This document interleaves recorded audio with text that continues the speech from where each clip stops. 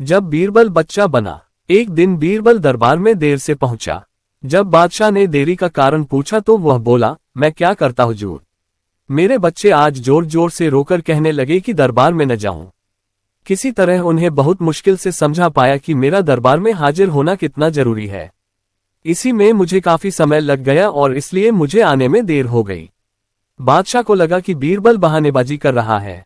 बीरबल के इस उत्तर से बादशाह को तसल्ली नहीं हुई। वे बोले, मैं तुमसे सहमत नहीं हूं। किसी भी बच्चे को समझाना इतना मुश्किल नहीं जितना तुमने बताया। इसमें इतनी देर तो लग ही नहीं सकती। बीरबल हंसता हुआ बोला, हुजूर, बच्चे को गुस्सा करना या डपटना तो बहुत सरल है, लेकिन किसी बात को विस्तार से समझा पाना बेहद कठिन। अकबर बोले, मूर्खों जैसी बात मत करो।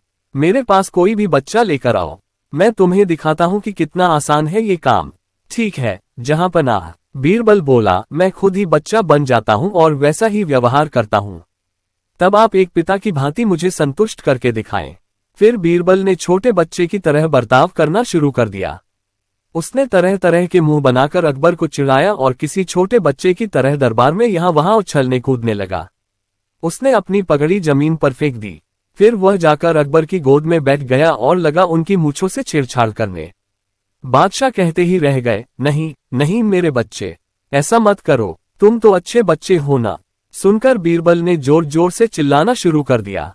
तब अकबर ने कुछ मिठाइयां लाने का आदेश दिया, लेकिन बीरबल जोर जोर से चिल्लाता ही रहा। अब बादशाह परेशान हो गए, लेकिन उन्होंने धैर्य बनाए रखा। वह बोले, बेटा, खिलौनों से खेलोगे, देखो कितने सुंदर खिलौने हैं। बीरबल रोता हुआ बोला, नहीं, मैं तो गन्ना खाऊंगा। अकबर मुस्कुराए और गन्ना लाने का आदेश दिया।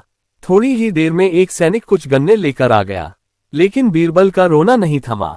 वह बोला, मुझे बड़ा गन्ना नहीं चाहिए, छोटे छोटे टुकड़े में कटा गन्ना दो। अकबर ने एक सैनिक को बुलाकर कहा कि वह एक गन्ने के छोटे छोटे टुकड़े कर दे। ये देखकर बीरबल और जोर से रोता हुआ बोला, नहीं, सैनिक गन्ना नहीं काटेगा, आप खुद काटें इसे। अब बादशाह का मिजाज बिगड़ गया, लेकिन उनके पास गन्ना काटने के अलावा और कोई चारा न था। और करते भी क्या, खुद अपने ही बिछाए जाल में फंस गए थे। वह गन्ने के टुकड़े करने के बाद उन्हें बीरबल के सामने रखते हुए बोले, अकबर, लो इसे खा लो बेटा। अब बीरबल ने बच्चे की भांति मचलते हुए कहा, नहीं, मैं तो पूरा गन्ना ही खाऊंगा।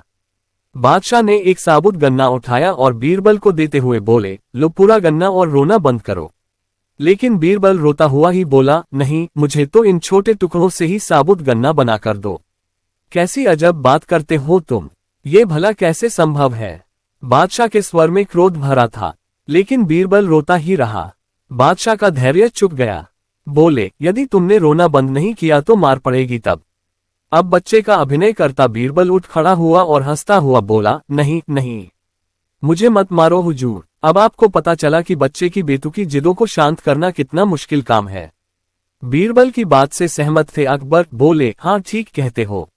रोते चिल्लाते जिद पर अड़े बच्चे को समझाना बच्चों का खेल नहीं।